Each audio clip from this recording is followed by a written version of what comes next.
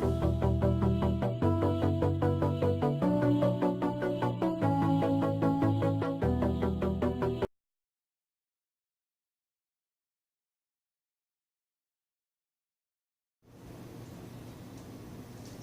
and welcome to this video. Today we're actually going to be putting the pieces together on a pine needle apple cider wine, which in a way is kind of a misnomer. Through the week I've been making pine needle wine, or not wine, pine needle tea. Something I used to make and drink years ago, but for one reason or another stopped, and got back to drinking it when I stole this idea to try this apple, make a hard apple cider with the pine nodes and stuff in it. I had been talking, well, let me get back to where I'm going. Back to the tea. I found that the amount of pine needles needed to give a good pine taste and aroma to a wine would be, or a cider, would be insane. Just insane amounts. So I was talking to one of my coworkers, and he suggested, because he's done brews, or not really brews, he's made tea from pine saplings. He says the pine saplings give you a little bit more of the pine taste, give you the pine aroma.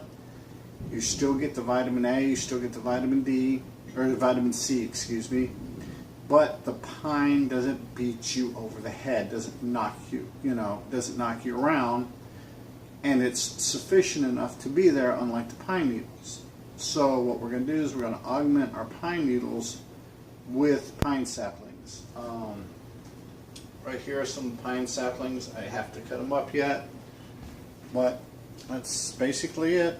Cut them off at the ground and chop them up. And here are our pine needles. We still have to prepare them. What we have to do on the pine needle is pine needle on the base here. You have that there. That has to come off. You usually cut it at where the dark green starts, and you go from there. And then you chop them up and you mix them into your wort, or your must. Excuse me. I'm using, for my base, I am using HEB brand Organics apple juice. The key component, the reason why I picked this, is it's $2 for a half gallon, or 64 ounces. The second thing is no sugar added. Even though it is organic, it is sealed in here, a sterilized container, I'm still going to boil it because I have to add in my pine into it. Because I am going to be boiling the apple juice, I'm going to be adding I'm going to chop up and add 4 small apples into it. Just simply to counteract any loss of apple flavor that I may lose bringing this to a boil. And I'm also going to add 3 pounds of honey.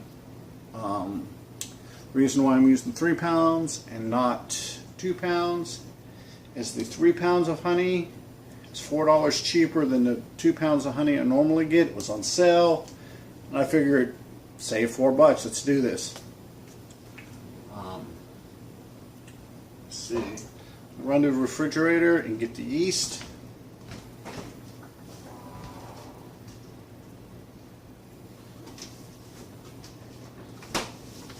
The yeast I'm going to be using, Cider House cider yeast, Select.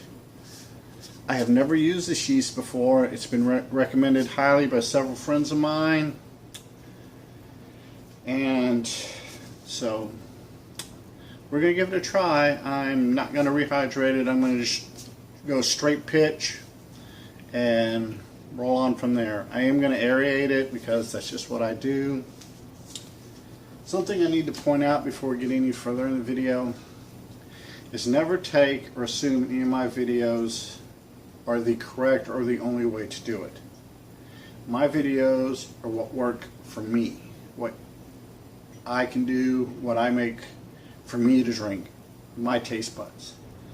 Always feel free, please feel free to go be creative. Take this initial recipe and play with it. Add, subtract, multiply, divide, whatever. Just go crazy with it. So I'm making a 1 gallon batch. The honey, being 3 pounds, is going to add probably about a half gallon more liquid. So it's probably going to be a gallon and a half. Gallon by the time it gets racked and you get all everything strained out. So let me get to chopping these puppies up and getting these puppies here processed, and we will be back momentarily. Okay, we're back. We have everything chopped up. We got put it in the pot. Now we're going to add our apple juice.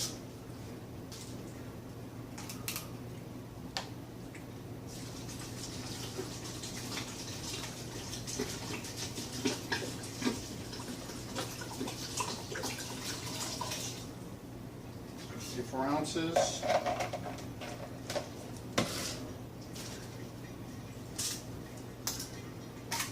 64 more ounces.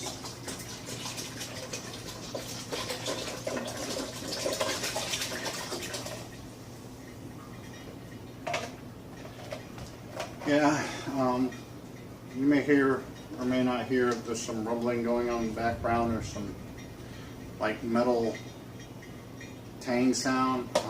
We have one pretty good thunderstorm rolling through here right now, which is kind of cool. Light thunderstorms, lots of rain, something we don't usually get in June in East Texas, but we'll take what we can get. I'm going to go ahead and turn this on. Move the plastic cutting board away from the flame. Then take our sanitized stir spoon. It has been sanitized. We'll go in here and give this a good mix.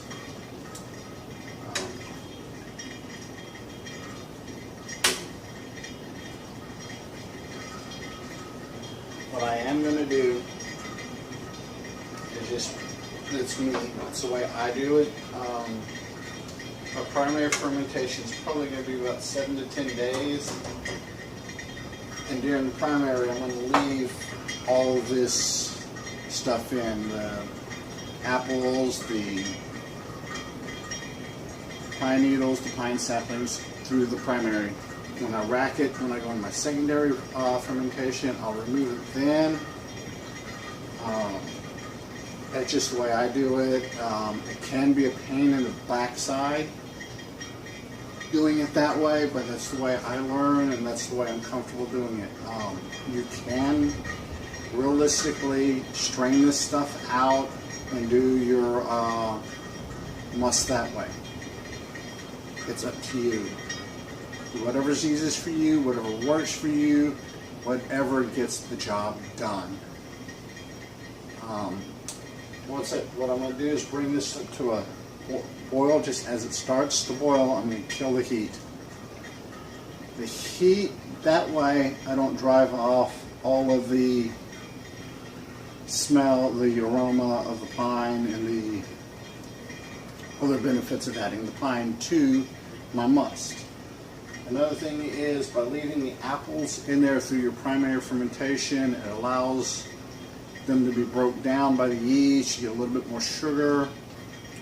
The yeast I'm using can give up to about 16% alcohol. That's its tolerance. So I want more sugar than it can handle. I want it to be kind of sweet. I don't want it to be overtly sweet. That is the reason for the honey.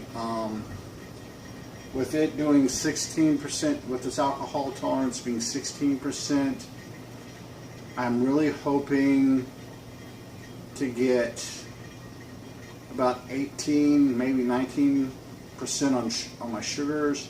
So I have, 2-3% sugars left over once it's done its thing.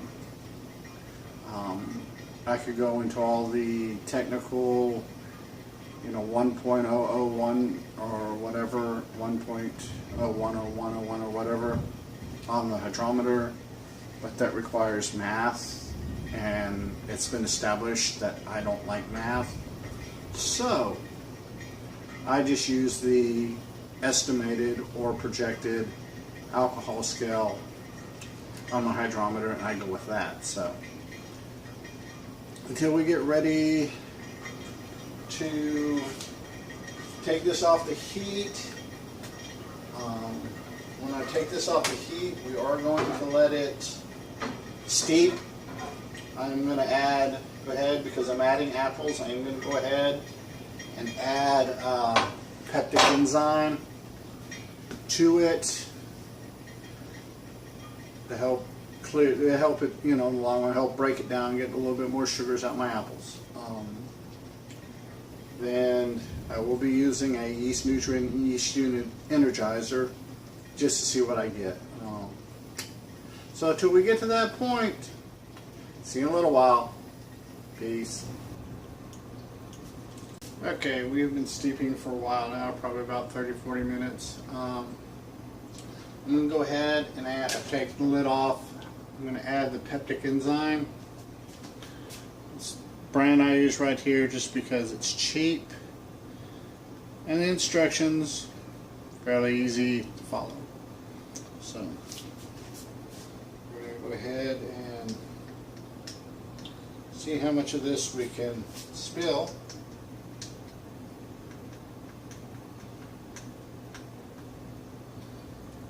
Put that in there.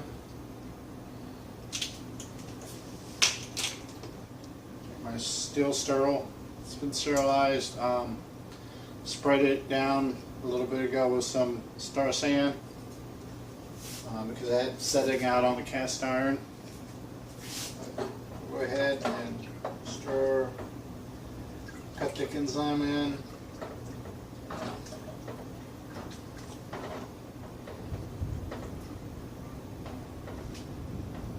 And stir it in there really good. We're going to probably we're going to have to let it steep at least 1 more hour to let the Peptic enzyme work.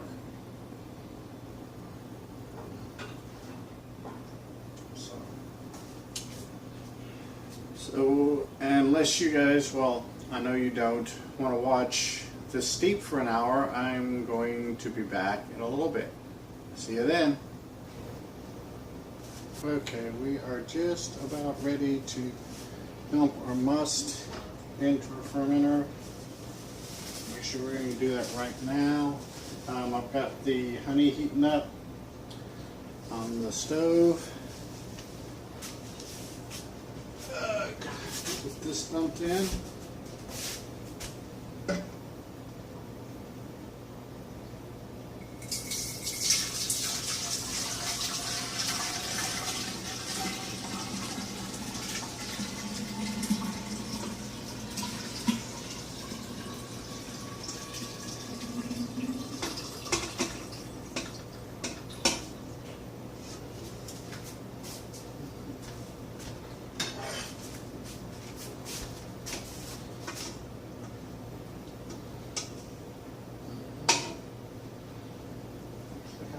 This in here without making a huge mess.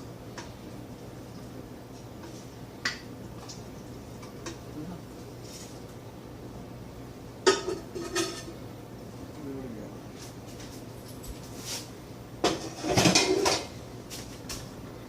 It does smell really good. Give it a good stir.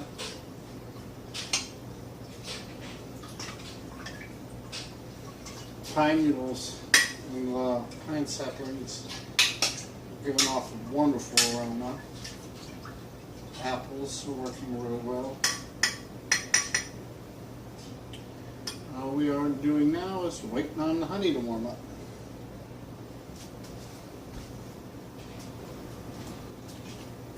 Okay, what I'm going to go ahead and do while we're still waiting on honey is I'm going to go ahead and put a little bit of my yeast energizer in.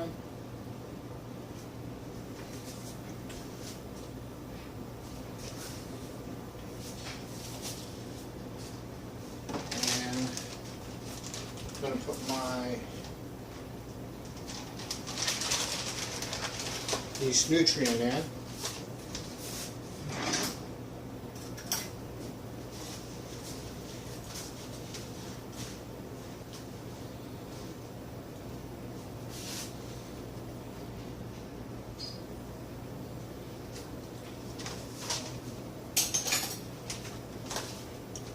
The yeast nutrient I'll use right here,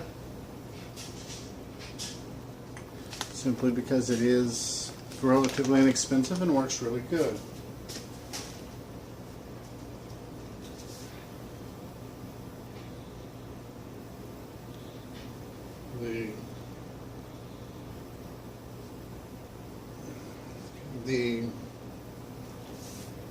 This is actually a beer nutrient, but it does work real well for ciders. Let's see. And I've gotten a lot of good use out of this in meads, not so much on wines, but it works pretty well.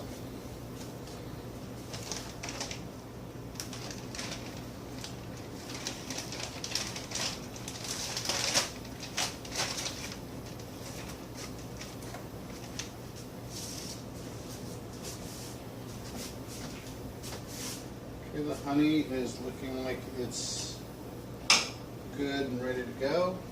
So go ahead and dump our 3 pounds of honey.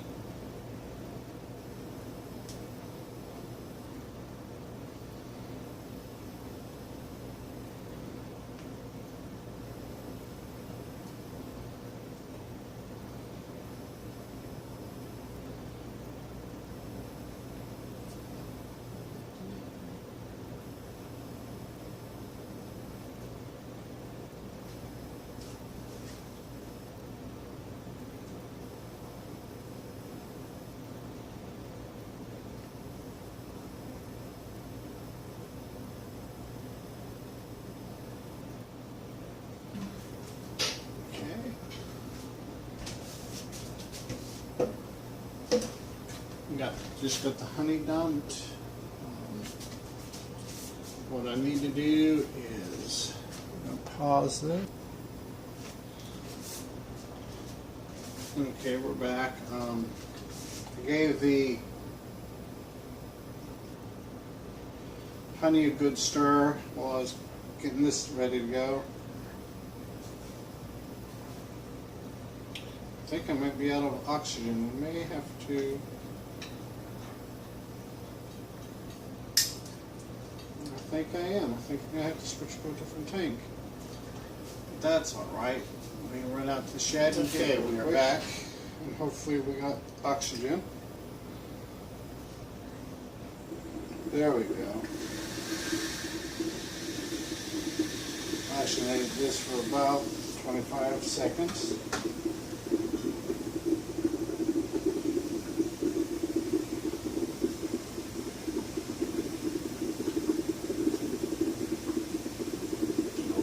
Smell out of it.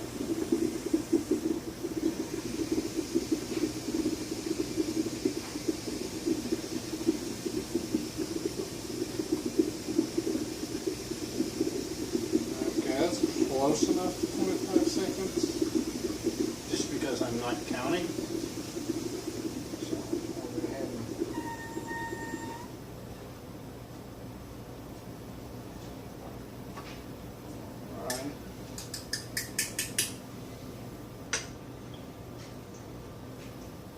wash off the stone and the hot water from the honey.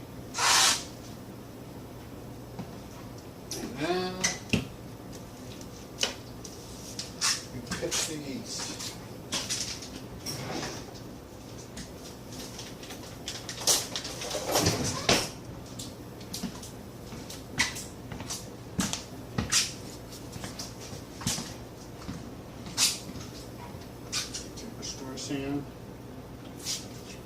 this package.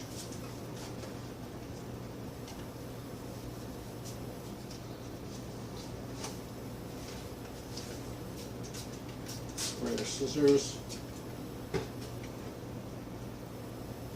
I can cut it open.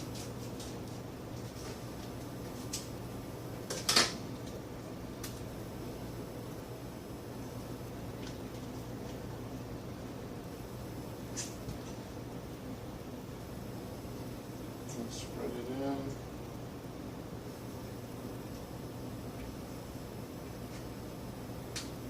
There.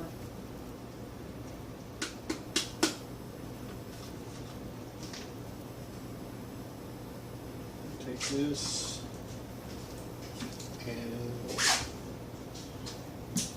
there's the spoon. Just ensure that it's sterile. Wash off any pine needles or anything.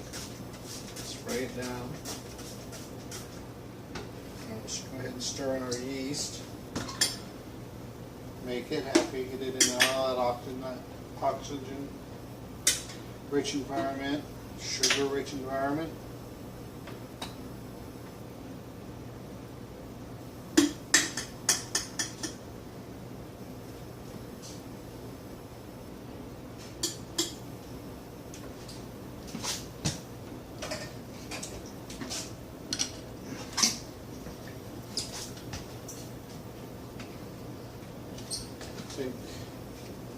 Now we'll take the hydrometer, which was cleaned and sterilized after last time I used it, but it doesn't hurt to go ahead and do it again. We'll drop it in, see what we get.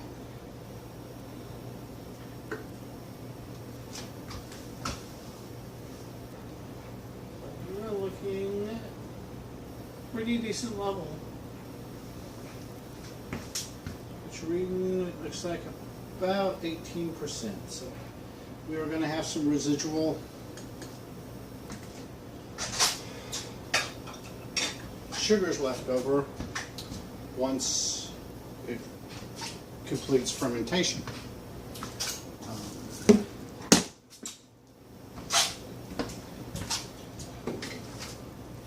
Take a lid, spray this out of our lid just because it's better safe than sorry in my book.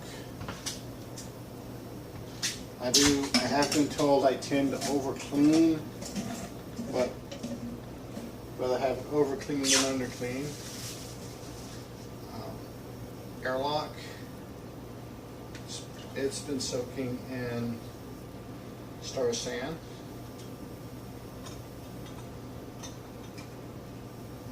Get it, put it in.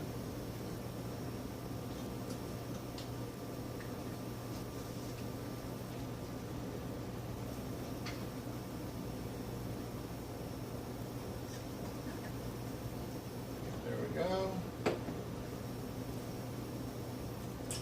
Then on.